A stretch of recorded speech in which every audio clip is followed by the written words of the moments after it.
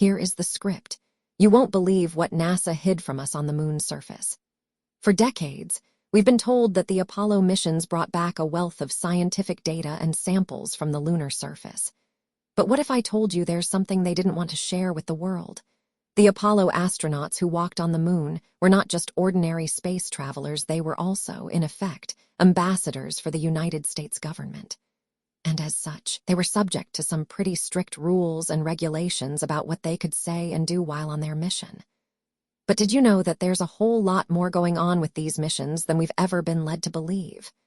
One of the most fascinating examples of this is the strange case of astronaut Edgar Mitchell, who was part of the Apollo 14 mission in 1971. After returning to Earth, Mitchell began speaking out about some pretty wild stuff like encountering alien life forms on the moon. Sounds crazy, right? But what's even crazier is that NASA tried to shut him up about it. Mitchell claimed that he and his fellow astronauts had seen strange objects moving around on the lunar surface during their time there. And not just any objects, we're talking about things that didn't look like anything they'd ever seen before. Now, you might be thinking that this sounds like some far-out conspiracy theory nonsense, but trust me, it gets even more interesting from here. It turns out that Mitchell's claims aren't entirely unique.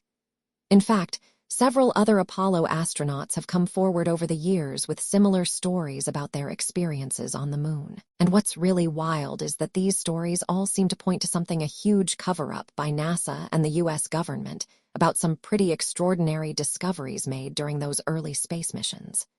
So what exactly did happen on the moon? We may never know for sure, but one thing is certain.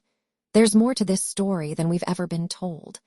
And if you're curious about uncovering the truth behind these incredible events, then stick around. I've got some fascinating insights and resources to share with you. Subscribe if you don't want to miss the next one.